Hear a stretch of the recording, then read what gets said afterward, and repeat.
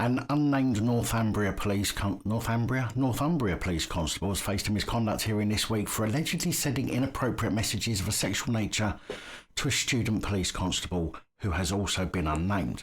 Officer A, the constable who sent the messages, was in a supervisory role, and after a garden party he and the student PC, witness D, both attended, he added her on Instagram, Snapchat and WhatsApp. Following the add to social media messaging apps, Officer A is said to have sent a mix of both appropriate and inappropriate messages, such as missing your arse, and telling her of a so-called dream that he had had about them having a threesome with another person. The hearing, held at Horton-le-Spring Police Station, heard how witness D was worried about challenging him, as she felt she would face repercussions whilst on shift and did not want to upset the balance in a professional setting. When Officer A was questioned, he claimed that the messages were not one-sided, claiming that the conversations were flirty banter and that witness D had sent him a picture of her in her underwear, along with a message while she was on a night out where she had allegedly sent him a picture and told him what colour underwear her partner had brought her. And no, I don't know what colour they were, that doesn't appear to have been discussed in the hearing. But why is anybody sending pictures to another person if they're not even in a relationship with them? I mean, it literally astounds me that the police should know how dangerous and damaging sending sexualised images can be, but there seems to be a vast number of them that are at it. Adam Keenagan, who was representing witness D and the force, said that witness D gave bland responses to Officer A's messages, indicating a lack of engagement in the sexualised conversations, and that the switch to sexualised conversations were plainly inappropriate. Now, it does appear that Officer A may have touched witness D too, but that doesn't appear to have been explored much in the misconduct hearing from the information I can find. In fact, Officer A was found to have breached the standards of professional behaviour in relation to the sending of messages only, even though Adam Keenagan told the hearing that, in relation to the alleged sexual touching report, that Officer A had failed to make inquiries and ask questions, whatever that means. The panel chairperson, Wendy Evans, said that Officer A was the significant driver of the inappropriate sexual messages exchanged between the pair, and that witness D's limited response showed a lack of engagement or desire not to take the conversation any further, adding that it was more likely than not that witness D did send the officer a photograph of herself in underwear, but that Officer A, as the more senior and significantly more experienced officer, should have informed her that that was not appropriate.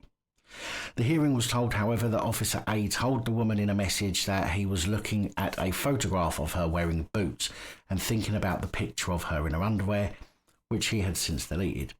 He says he asked her if she minded him looking at a photograph of her and thinking about her in that way.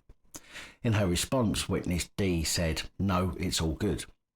Now again, if somebody who wants to be in the police, as this was a student constable, can't even be honest and tell him, "No, go fuck yourself," if of course she wasn't against the inappropriate conversations, then is this really the kind of person that we want patrolling our streets and who we are to go to when we need assistance?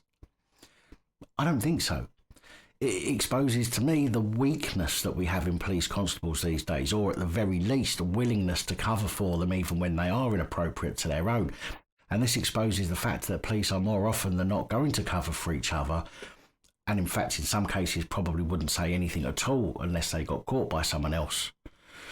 Witness D did have a partner, and so it is conceivable that she wouldn't have told, but her partner may well have been the one to find out and make a complaint himself rather than witness D. Now, of course, that is complete speculation. There's no evidence of that being the case, but that makes far more sense to me. Upon conclusion of the 3-day hearing, panel chairperson Wendy Evans said that a final written warning would not fulfil the purpose of the misconduct regime and that the only possible sanction was dismissal without notice. Officer A was also placed on the policing's barred list. The panel concluded that Officer A sent messages to the student police officer, namely witness D, of a sexual and/or an inappropriate nature. Officer A received information disclosing or implying that an officer had conducted himself in a manner that was of a sexual and/or inappropriate nature and failed to make any adequate challenge or report relating to the same. They said Officer A had breached the standards of professional behaviour in relation to authority, respect and courtesy, challenging and reporting improper conduct. Well, at least this one didn't jump ship before his misconduct hearing, which gives me the opportunity to say, another one bites the dust. If you found this report informative or interesting, please show your support with a thumbs up and share your thoughts in the comments below. If, of course, you don't want to add a comment, you could always leave an emoji, which YouTube will take as engagement still and will help the channel. Don't forget, if you're not already subscribed, please consider subscribing and stick around for more reports.